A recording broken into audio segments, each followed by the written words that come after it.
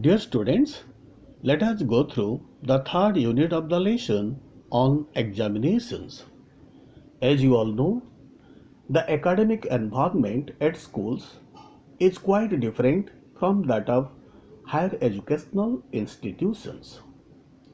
The grown-up students at college and university levels are more conscious of their responsibilities and their relationship with others. But the students at school are fun-loving. They derive pleasure out of playing pranks with their school fellows. Sir Winston Leonard Spencer Churchill was no exception, but his fun-loving experience at Harrow was a bitter one. Churchill went to Harrow School in the summer session. After going to school, he found that the school possessed the biggest swimming pool that he had ever seen. The swimming pool of the Harrow School seemed to him like the bend of a river than a pool, and it had two bridges across it. The students used to go there in large numbers at a time and bask between their dips, eating enormous buns which they had carried with them, sitting on the hot asphalt margin of the pool. There they also played pranks with their classmates. Naturally, it was a good joke to come up behind some naked friend or even enemy and push him in. Churchill made quite a habit of playing such pranks with boys of his own size or less. One day, when he had hardly spent a month in the school, he saw a boy standing in a thoughtful posture, wearing a towel on the very edge of the pool. The boy who was standing at the very edge of the pool was not known to him. At the same time, the boy was no bigger than Churchill, so he took him a boy of his class or junior to him. Hence, he thought of playing the prank with him. He went to the boy stealthily behind and pushed him into the pool, holding onto his towel out of humanity so that it should not get wet.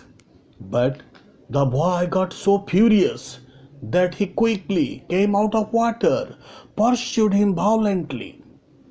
Churchill was terribly afraid and ran away, but the boy soon got hold of him with his firm grips and threw him into the deepest part of the pool. Churchill came out as quickly as possible. Soon he was surrounded by a large number of agitated younger boys who told him that it was Amery. They informed him that Amery was in the 6th standard.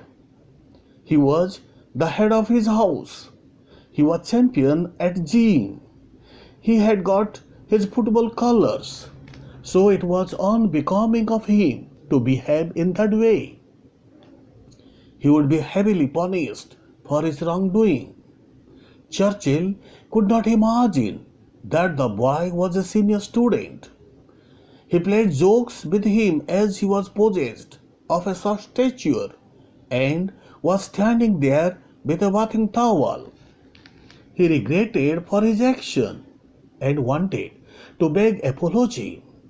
He approached him and begged excuse, saying that he mistook him for a boy of his standard.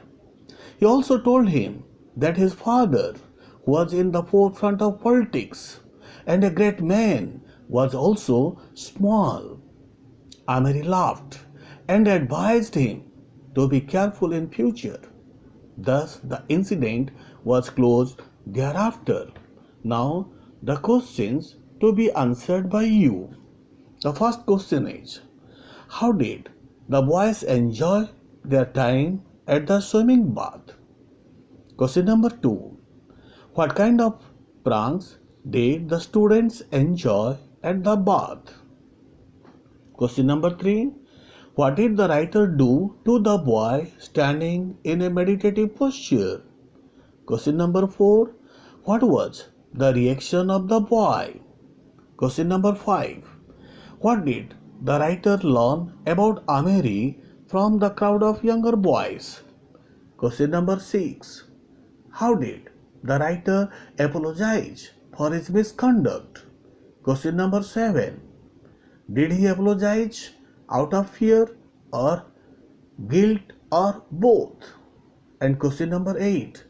Did the matter end happily for the writer?